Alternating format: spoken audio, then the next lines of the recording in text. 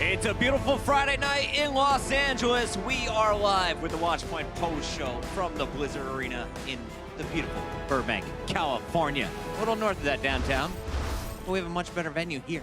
It's a lot more space, guys. It's a lot more space. We got a lot of games to talk about today. Hello, I'm Bucket. I've got my favorite people. Zoe, who's straight out of Salt and Pepper's most recent rap video. Yeah. We've got Brenji, and we've got Josh. And Josh, you mentioned it just a few moments ago. You are perfect today.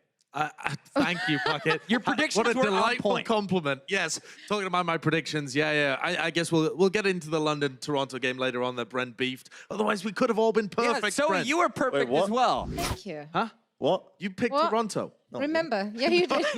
The classic video Brent, just proof, straight up actually. denial. No, I didn't. Just rewrite. Why would I go against Didn't London? happen. Didn't happen. Didn't happen. We got to talk about the most recent game we saw because it was the Gladiators who are fighting for the 4th spot in our standings. London had taken that spot for just a few moments. Then the Gladiators faced off against Philly. And I felt like this was a very strong performance across the board. They dealt with the Sombra, anything that Philly threw at them in the first half. Gladiators were just bouncing it back. They really did, but still, I do think that the Fusion started off strong. They almost held them to A, and I mean, there was only 1 minute left for the Gladiators' attack on A on Eichenwalde, and they had one single fractional kill. So up until that point, the Fusion did really, really well. Unfortunately, they then kind of started getting rolling, still managed to hold them right on the bridge. And then on the other side, unfortunately, they didn't have a strong attack themselves because, as you said, the Gladiators just had a really good read on what they're going to do. I'm chatting to Fusions about it. He was saying at the same time, you know, that Philly, they're going to be heartbroken about this loss because they played him so close, honestly. Yeah, it was there a were some very quality winnable loss. maps from the Philly here, and I mean, they're coming off the back of it. Yeah, it wasn't a clean sweep, but still not the outcome that you're looking for if they fill it out for your Fusion. This is going to be, what, your 3rd loss in a row so far now? And the Fusion did take this map forward. Do you feel like Gladiators kind of took their foot off the gas pedal? What happened there? How did you let Philly take this Dorado? I think that generally both of these teams were playing fairly close when it came down to the triple tank, triple support. I don't know that it was necessarily them, the Gladiators not playing up to their potential or this kind of stuff.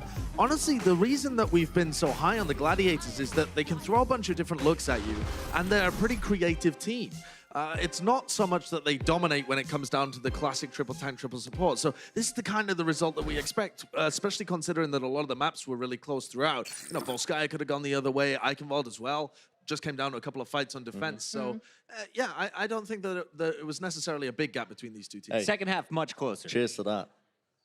Good job, Brad. Nailed it. Another match we were pumped for today was the London Spitfire facing off against the Toronto Defiant. London, of course, just coming off that beating from the NYXL. Meanwhile, the Defiant, we've been waiting for them to really explode. Brent, you went with the Defiant today, and they opened up strong on control, but then things went south. What did you see on the positive side, though, if you're a Toronto fan? I think their neutral game is actually good from watching them. I feel like in a lot of these straight-up engagements where they don't have ultimates available, The team knows how to play around each other, but they fall to pieces a little bit when it comes to things that take a little bit more communication, which is going to be singing at the ultimates, knowing how to engage, winning in these clutch scenarios, whereas the tail end of team fights, they don't quite have the experience yet as a roster that London do. That's a real downfall at the moment. I mean, the only thing that's going to change that, it's going to come with time, you know? It's going to be come with time playing on the main stage and working together. It's the only thing that's going to rectify it. There isn't much time left, though, honestly, if you're the Toronto Defiant. I'm not even looking at the Stage 3 playoffs when it comes to them. I'm just looking at the overall playoffs, getting into that 12th place spot. Even though they're sat in the middle of the pack, they've got a tough schedule coming up. And if you're taking this time to kind of figure out how to play, and the rest of the teams are surging ahead of you, either by virtue of experience or by adding in the Sombra to the mix and being able to take wins, Defiant are in a bit of a sticky position. They need to start getting good, and they need to start getting good quickly. I mean, when we looked at the very last map, they took one of the new pieces, Sharik, out again and put Yakpong back in for their main tech. And honestly, he had a really good start on Gibraltar there too. I think he opened it up with a 4K shatter or something like that. And generally, he looked pretty strong, and everything which looked kind of questionable in terms of Sharik's performance in the first half of this match was an issue for Yakpong too, which just kind of leads me to think that this may have been coming down to more of the support line there rather than the actual front line, the tank line, which we have been criticizing a lot. I do want to give credit to Yakpong. He looked much stronger today. Being on the bench may have re-energized the man, and I feel like both tanks, Sharik and Yakpong, did a great job of blocking all the shatters that Gesture threw at him. He even took to Twitter saying not his best day, but his team carried him. What did you see from the Spitfire, though? They're battling with the Gladiators for a top 4 spot. Josh, how close are they to taking that spot in your eyes? I think it's pretty reasonable, honestly. There's a bunch of other teams that maybe if you had like power rankings that haven't quite shown it in terms of their schedule, you've got to mention the Spark, maybe Shanghai, but they didn't look that hot coming up. I've cooled off the Shanghai hype train a little bit, but I think London looked good. They look very coordinated. They have a good plan. Yes, they got caught out when they played against New York, but this is the kind of decent performance that we're expecting from London, where as long as they keep racking up those consistent results, they can start coming into the end of the season feeling pretty confident. And they've always got Guard in their back pocket. We've been talking about Sombra so much. London haven't even started to go back and experiment with that kind of stuff, but we've seen Guard earlier on in the season, and he was great. Fantastic point. Would have loved to see him back on that Sombra. Those are our first 2 matches of the day, but the big one is coming up next. Houston Outlaws took down the San Francisco Shock yesterday. Today, they had a big match against Boston. We'll talk about that after the break. Coca-Cola is the official refreshment of the Overwatch League.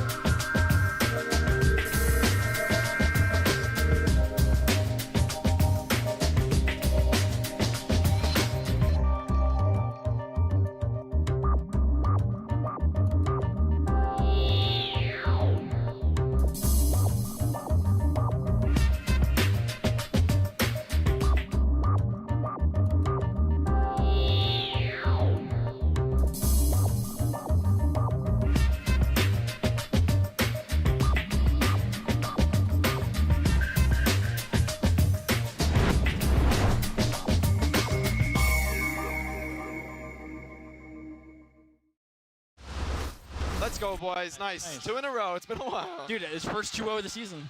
Let's It's go. first 2-0 week of the season. 3-0. I think. Oh.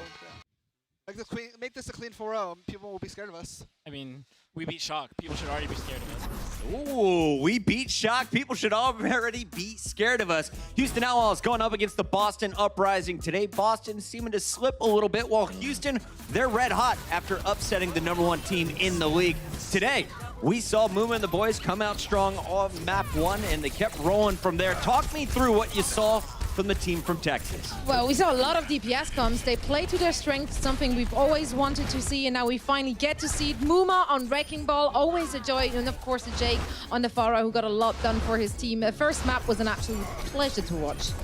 I think them flexing over to, as you already mentioned, their strengths a lot of the time has been doing wonders for them. But also, I think the confidence of coming off the back of a win from Shock is probably going to be doing more for them than it is their strengths, honestly. Because when teams get stuck in these ruts where they're just kind of not really, getting these wins, they're getting absolutely dominated, you get in your own head a little bit. And you wonder if you're actually even capable of being in the Overwatch League in the first place.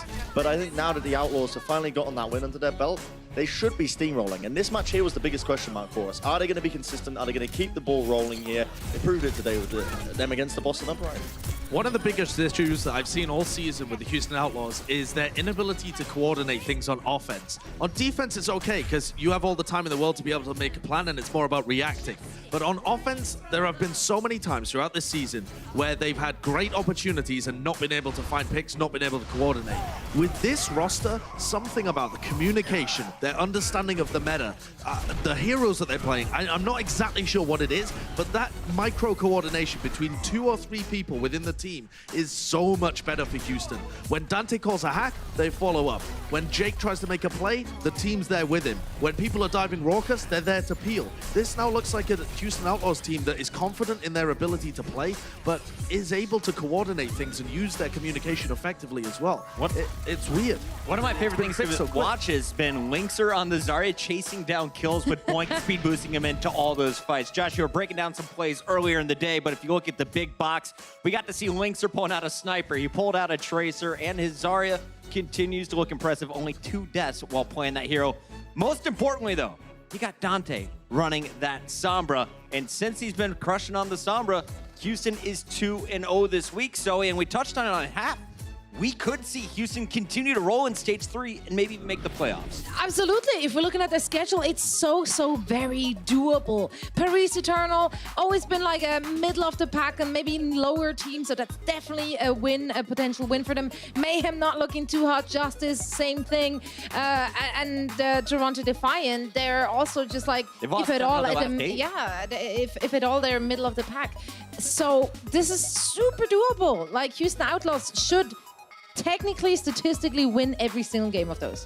If they carry on this kind of performance, sure, and I think that's what they should be aiming for. But the big picture here is, can the Houston Outlaws turn around their entire season? That's going to be brutal for them because they're 5-12 at the moment. This is their Stage 4 schedule, and this is much more tough. They face the Gladiators, the Fusion, the Reign, the Spitfire. So in order for them to make it about even and sneak into that 12th place spot, they need 9 more wins. That would take them to 14-14 overall, roughly. To be able to make the season. So if they were able to do that, they really have to be able to win every single game in Stage 3 and a lot of these games in Stage 4. So it's not just about being able to be consistent, they have to continue to improve as well. They have to be in a position in Stage 4 where we're predicting them against teams like the Fusion, against teams like the Gladiators. There is a sliver of a chance. Houston, it's all in their hands. Josh, does it happen? You said there's a sliver. Yeah. So already the odds are against them. But if I have to grill you on the topic right now, do we see the Outlaws competing in the top 12 at the end of Stage 4?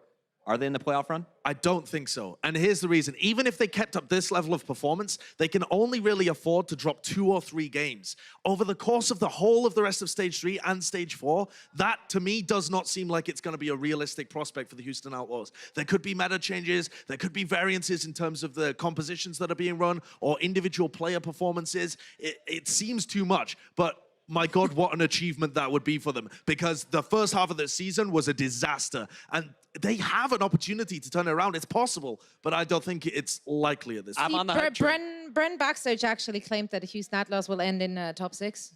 Okay, Brent. Season. Strong claim. The same guy who's predicted that Houston Outlaws are going to go win. He has a tendency to, flip-flop his opinions. Let's keep this rolling. One team we definitely expect to be in the playoffs at the end of Stage 4 is going to be the NYXL, and they battled against an Eternal team that started Stage 3 off very strong. They won their first 2 matches in Week 1. Here in Week 2, definitely going up against a new beast of an opponent in the NYXL. I like the main strat that they ran at the beginning. I think that's a cute little move. We've seen a lot of popularity of that in our Tier 2 scene, particularly in Europe. But not too many teams trying to run it in the Overwatch League. But Nepal's a cool map, and a lot of the maps that we have in at the moment kind of open you up to playing a lot of different stuff. But New York are a bit too good for that kind of stuff in general. And over the course of the whole of this series, the more that Sabiobi was in, the more that we see this new style from New York, and the more they kind of destroyed Paris. Yeah, a point you were making as well, Zoe, the other day was that the kind of transition over from New York and Shock, and I guess the Titans, less so the Shock these days, moving over to the more somber comps is, I'm coming around to your idea of that is a very scary prospect. These teams suddenly get up to the same level of play that they did with their triple tank, triple support. Like, that is a very dangerous prospect, because suddenly they've got so much more that they can pack out and throw at you in a game, and you need to be ready for multiple different play styles and how to play against it. Yeah, that's it's not a good outlook for all the other teams, because honestly what we've seen from Sabiobi right here, he is playing that Sombra on a more, he's getting more and more comfortable is what I want to say. And we saw the improvement in his numbers really from game to game we saw. And then at the very end of this series, we also had a reappearance from Flower, which I completely forgot was even playing for the NYXL. It's kind of crazy, right? He was so hyped up last season. Everyone was waiting for him to turn 18. Well, he's 18 now, and he's riding the pine, much like Sabiobi was doing in the first half of the year. But let's talk about this, Dorado. They do put Flower in. Did you learn anything about this player, Josh, or do you think at this point NYXL is just kind of mailing it in? Yeah, I think they're just trying to keep a player that they've got on the bench warm, see if they can, they've already won the series at this point. They're just trying out some different stuff. Maybe they have an opportunity to give Flower a little bit of playtime on the Sombra if Sabiobi wasn't stepping up. You always want to keep you guys on the bench to be able to fill in if people have injuries or issues or health problems, stuff like that. So I don't think this was really New York trialing a strategy we're going to see a lot from them. But having said that, we've seen a few teams run 2-2-2 over the course of Dorado. The Titans ran it last stage as well, or maybe that was even stage 1. But you can run it to reasonable success, but I don't think this was some big brain strategy. The Excelsior pick up their 15th win out of 17 regular season matches. Very impressive stuff from one of the most dominant teams in Overwatch history. That's going to do it for our match breakdown. But when we come back, we have a very special guest. You saw him in the halftime of our last game. It's Fusions. He's on the desk when we return. The Overwatch League is powered by Intel. Game, record, stream without compromise on Intel Core i7. And by Omen by HP, the official PC and display of the Overwatch League.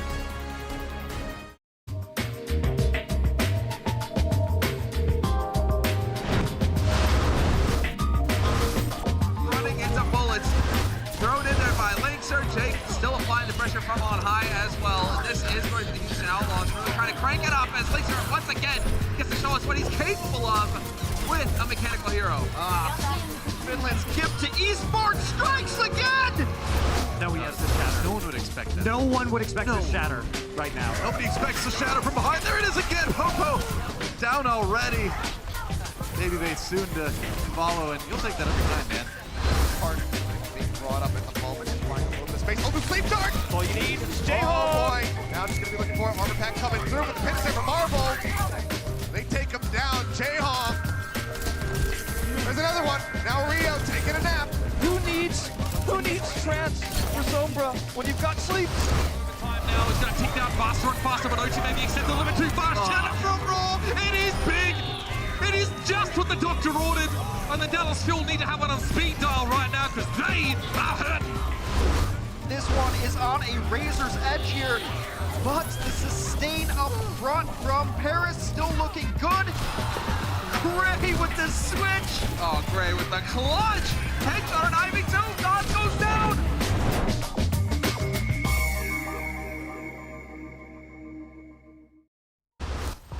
Welcome back, everybody. It's the Watchpoint Post Show, and we continue right now with a very special guest on the desk. We've brought in one of my favorite main tanks and one of the most well-spoken players of all time. It's Fusions. How are you, buddy? I'm good. You're doing good. Your mic's I'm working. good. We're going to get that up for you. Let's talk a little bit about your matchup against Houston today, because on paper, a lot of people thought this was going to be a very close match, but the Houston Outlaws now seem to be heating up. They walk away with the 4-0 victory. What's the toughest part of playing the Outlaws right now, a team that no one was afraid of in Stage 2?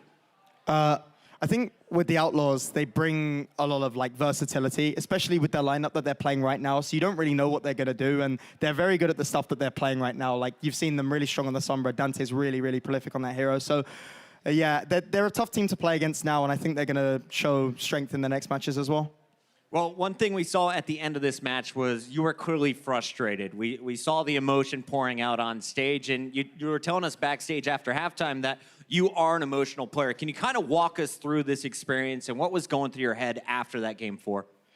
Yeah, I mean, after map 3, I was already upset, obviously. Still gave it our all for map 4, but it's really tough, you know, like a tough loss like that, especially on a streak of losses now. It gets you, you know. You put in so much effort every day to be in the Overwatch League and to play here at this level. So, yeah, it really sucks to get losses like that, but we'll bounce back. And we see it across professional sports. Some players, they take their game to the next level. They're driven by emotion. Other players, they like to just stay calm and cool. I like your style of playing with the emotions. Do you feel that that's an asset for you, or how do you view that as a player? I think it's a good thing to be emotionally involved, just because if you're emotionally involved, you're always going to give the energy at the right moments. You know, the important games, you know when to be nervous, you know when to be excited, and it is an asset to have as a player. Obviously, to an extent, you don't want to be like raging, you know, all the time, but I think it's an asset for sure. So how are the new players doing on stage? Were there any nerves for the new faces on Boston Uprising, or is everything under control? I think there's always nerves for new players. People treat nerves in different ways. Some people struggle to talk more. Some people talk less. Our new players have been honestly doing pretty well. Alamar's seen more playtime on stage, and Persia as well. They've both been pretty calm under the pressure, so I think they're doing pretty good. So talking about that playtime, you have been giving us more different looks, more experimental with the lineup. Are you settling on something, or do you want to continue to like keep it fresh and toss it around a bit? Yeah. I think we've found a direction that we want to head in now. So we'll see moving forward. Obviously, I'm not going to announce every team what we're going to be running, but I think we know what we have to do moving forward, and we know what we want to focus on, and that's going to help us in our matches moving forward. I was taking a look at a recent interview that we had with you and Malik, and you were talking about how you kind of developed your comms style. You're a very vocal leader, and you said that you were watching and listening to some comms of other main tanks in Europe at the time, people that you really looked up to, and you tried to be the best part of all of those players. Who were some of those inspirations that you were looking up to as you were rising and becoming the main tank that you are at the moment? Obviously, I always looked up to a lot of the AL main tanks at the time, like especially people like Gesture, who were so good in AL. But the people that I actually listened to and saw in scrims and listened to the comms of was actually Tonic and Malsaza. Tonic's known for Russia at the World Cup, and Malsaza obviously he was on Samsung recently. He's a very well-known player, especially if you watch EU Overwatch. So those guys, I listened to their comms, I saw them play, and I learned a lot from them too. And they really gave me a big confidence boost, because I saw that the stuff that they were doing was not stuff that I couldn't do. So I took that into my gameplay, and I made it better, and I became a better player because of it. So I want to jump back a little bit to the World Cup, right? So a little birdie told me that when the scrum was going, right, you're a vocal player. That's no secret, right? But apparently, Team USA could hear your comms during your scrims, right? And apparently it was the case that the only reason that Team USA was beating you guys in the scrims at the time was because they were listening to you and hearing you. Is there any truth to this, or? I don't even remember scrimming Team USA. Okay, all right, well, there you go. I do remember that Team Canada were right next to us, and we scrimmed them quite a lot, and I remember they could hear me very clearly, because I remember seeing XQC in the booth next to me and like hearing them talking about me, like, why is this guy so loud, dude? They could just hear me. I could hear them over the wall talking about me. It was great. XQC quote right there. Classic. So, what was it like then for you walking up on that main stage in an arena full of people as well, cheering for you and playing for your country as well? Walking up on the stage and going up against Team USA as well in our home turf. Yeah, World Cup was crazy. Like the crowd was insane, and that was like my first taste at like big stage. So for me, it was like really, really intense. It brought a lot of nerves, but also I was really excited, and I think that brought more to my play. Like you could see the sort of emotion. Like I was really driving forward in those games, and like Team UK, the guys on that team do such a good job of motivating you as well. Like Cruz, like the people that give you that energy as well. So it was a really, really great experience. You fired up the whole country. You fired up all of UK esports. They needed to win, and you gave them some of the big ones in the early rounds of those playoffs. But Now, it's a part of the show that I hate because I have to give up my hosting duties to this guy, and that's never a good sign. The producers won't tell me what's going on. Josh, go ahead, take it away. Well, with Fusions on the desk, I think it's only fair that we play our second round of the Great British Slang-Off. Oh, no. The most incredible game show ever to exist on the Watchpoint Post Show. Am I teamed with Bren? It's you and Bren again. It's you and Bren. I was worried it would be me and Pop. I don't have any faith in you. So I'm teamed up with Fusion. And you're teamed up with I'm Fusions. sorry, Now, we're going to lose. let me explain the game for those at home as well. Because Britain, the land of English, the English language invented in the home of Britain, and there's a load of slang that goes on there that American people don't understand. Their brains just can't quite keep it up. Can't quite keep up. Same with people from Switzerland, we hear. Yeah, it's only my 5th language, so I'm sorry. So we're going to have the Brits read out a slang phrase, and our non-Brits are going to guess what that phrase means, and I'll give hints to try and steer you along as well. So Fusions will start with you. I can't show these to her, right? No, absolutely not. Okay, right. So the first one is lost the plot. I guess you kind of lost the plot. Was that lost the plot? Can I have a hint? Lost the plot. Yes, yeah. you may have a hint. You may have a hint. So here's an example. It's used in a sentence. Okay. That coaching staff has gone absolutely doolally, bringing in players in stage 3. Have they lost the plot? What? Did that help? No, actually, that made it worse. Okay, I think it's you losing the direction, maybe.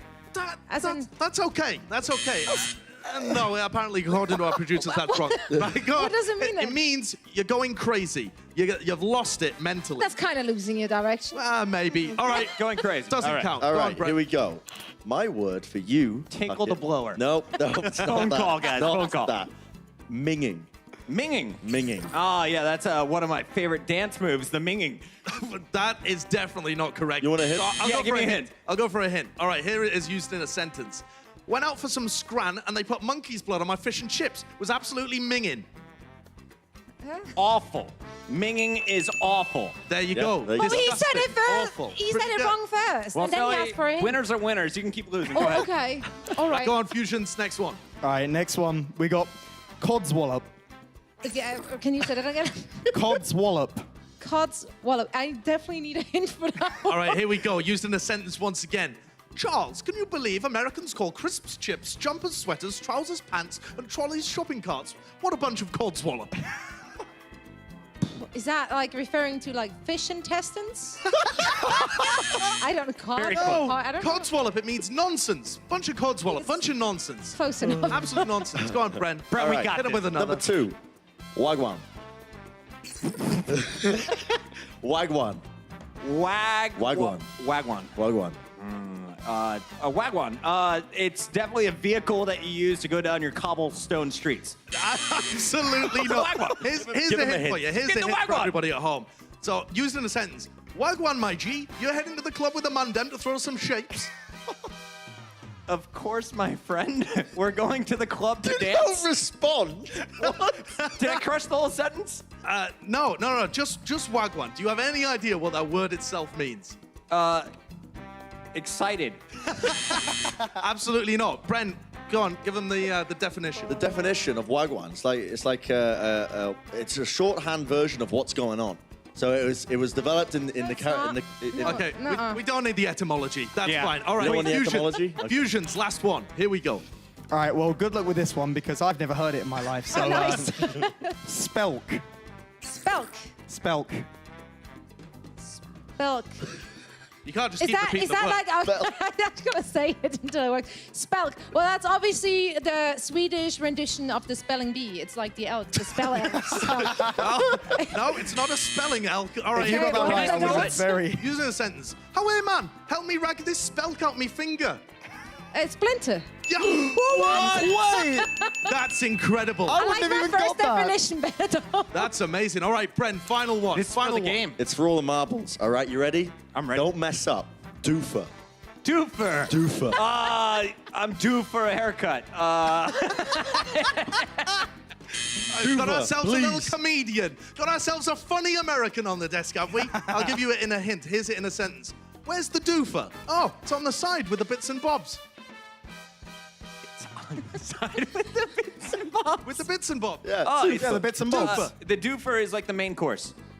I'm afraid not. I'm afraid not. Yeah, I get Brent, my do you main want to give course them the off the side definition as again? well. Sure. So in the UK, it's tradition that every family has a custom word for the remote control. And in my family, it is called the doofer. Josh, what is it called You in your call family? your bits and bobs something different over there.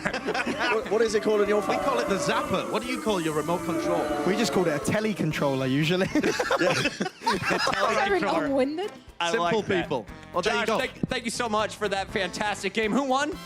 Nobody. We're Honestly, all no one losers. won. We're all losers here on the British Somebody Slang got Off. one. It's time to jump into our favorite moment where we all win, though. It's the most over-the-top fusions. You're joining us for this one. You ready?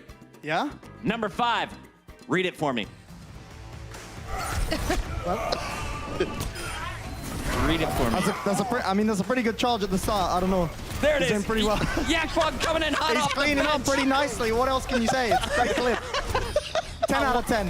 I'm liking it. I'm liking it. Coming in hot after a quick benching and making his presence felt. Let's go into number 4 as we keep this rolling on. Brenji, Here we go. What do you got Number for me? 4 on the marks. Here we go. NYXL locks up 2 with a post bomb, sends it in. They're trapped in the corner. Down and out. See you later, sunshine. Back to the respawn. Okay, queue. calm down. It was just Tragic. a 2K, all right? I'm spat all over the screen. I like that he trapped him in there. Here we go. Number 3 is Jester's victory dance. Yeah. That looks questionable. Is No, it? he's doing the... You can't see his legs, so it's a full body move. You You can wouldn't see know. the disgust in his face while he's doing it as Hey, well. Danny, why you enjoying make it. me do this? Come on. Number 2, Josh, take it away. Well, clearly this is the incredible EU gimmicks of the cheese strap. The May, it's fantastic. I actually love watching it. I think it's fantastic here. And this is the Blizzard from Danye. Turns the fight around, mops up the NYXL. Eric's taking that round off of this May play. Love to see it. Blizzards kill goats. Who knew? All right, number 1 play. Finish us off strong here, Fusions. LeBron James. It is just... This is just the peak of what male performance looks like, really, isn't it? I mean, there's nothing else to really say about it. You can just see, look at him. Look at the form. Coordination, the form, the style. Humanity is doomed. Little known fact, I'm actually 8 foot tall, and it takes a while for the electronic signals to go up and down my limbs to my brain. Oh, our stage manager, Kevin, no! Oh, no! Oh. Our stage managers. Wow. Bad. All right, wait there, because I need to break down what just happened in more depth. We didn't get enough insight there into what was going on with that horrific basketball. Why are So you I got a doing this? telestration to be able to break down what was going through Bren's puny little brain. So here we go. This, in case you didn't realize, was the hoop. We didn't, honestly, the ball came nowhere near. So you'd be forgiven for not knowing what it was. The ball is supposed to go this way. This is the face of somebody who has no idea what she's about to witness. This is the face of somebody who has no idea what they're about to do. So here we go. As we roll it forwards, you can see. I want to. Oh! I'll just wind it back as well. This Look at is Puck's terrible face. form. Look at Puck's Brent, face. I was so excited for you. I calculated your trajectory, and I was just disappointed. Yeah, that's pretty good. But honestly, you know what the worst part about it was? You failed it the second time, and this is horrific. This ball is so bouncy, though. This is horrific. These balls. Just look at this. You're done. What are you trying to catch? Did you get my kick at least? No. No. You didn't get the kick? No one saw the kick. It was off camera. He then kicked it into the crowd and nearly injured somebody. Booted a True. fan with the ball. Here's a look at our Twitch cheer bits for the day. Boss is not in that top 10 yet, but you guys can change it. Do it right now. Pour in all the bits. All you need is 2,013,545 to get there. But let's look at the individuals and fusions. This is something we give all of our guests the honors. Can you read off some of your favorites? Some of my favorite names on here. I like 55 Marshmallows, very short, very nice. The Blue Jacket, I like blue jackets. It's a good Quality. color, believe it or not. I like blue, Boston. Kobayashi Senpai, there's a weeb in there, IAR. There you go. Crushed it. You crushed it. Way better, Brent. Yeah, Way that's better than true. Brent. And of course, Cobra 93 Stang. We love you, buddy. Congrats on your 7th place finish at the end of today. Guys, that's not it for us here on Twitch. Remember, we got our Q&As with some of your favorite pros. Tonight, we got Mono, a very exclusive interview only on twitch.tv. Get your All Access Pass if you want to enjoy that content. We're heading to a break. We come back. We'll tell you what matches are going down here in the Blizzard Arena and which ones have these guys fired up. The Overwatch League is brought to you by T-Mobile, now connecting 99% of Overwatch League fans. Catch your league on America's network, T-Mobile.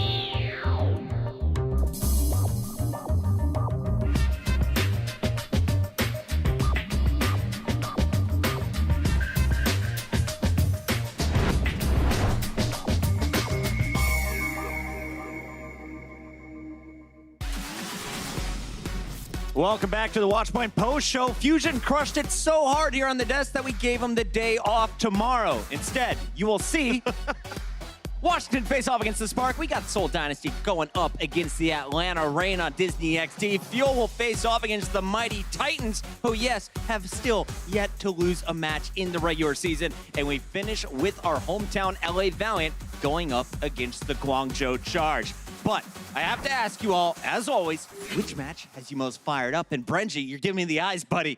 You can go first today. Thank you. Thank you so much. You're welcome. Honor. Now, my official Bren match of the day is got to be that Seoul Dynasty versus the Atlanta Reign. Now, this is a segment that I'm trying to run, trying to get it sponsored as well. So that's why I brought out a few helping props as well from Coca-Cola, the official sponsor of the Overwatch League. And I want everybody at home to taste the feeling.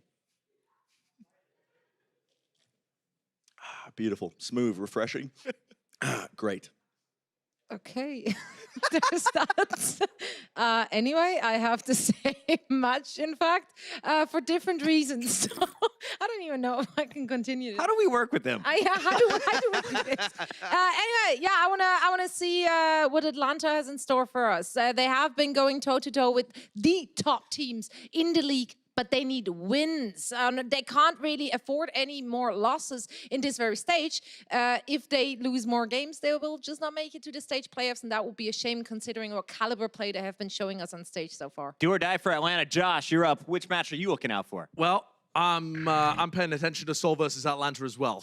But I think it's, you know, I agree with you, game of the day. But the reason that I want to watch it is I want to see what roster Seoul are going to field. At the moment, they've split their roster completely in two. Their 12-man roster has 6 players that played against the Mayhem and 6 players that played against the other team that they played against this week, which I can't remember. so I don't know which kind of team they're going to field. Are they going to mix the rosters together? It's interesting times for the Seoul. It's going to be an interesting matchup, and that, of course, is going to be our Josh and Zoe match of the day tomorrow. Make sure you check out Seoul going up against Atlanta. That's going to do it for us tonight, but tomorrow we're starting bright and early. It's Malik and the crew on the desk, kicking things off at 11:30 a.m. We'll see you then.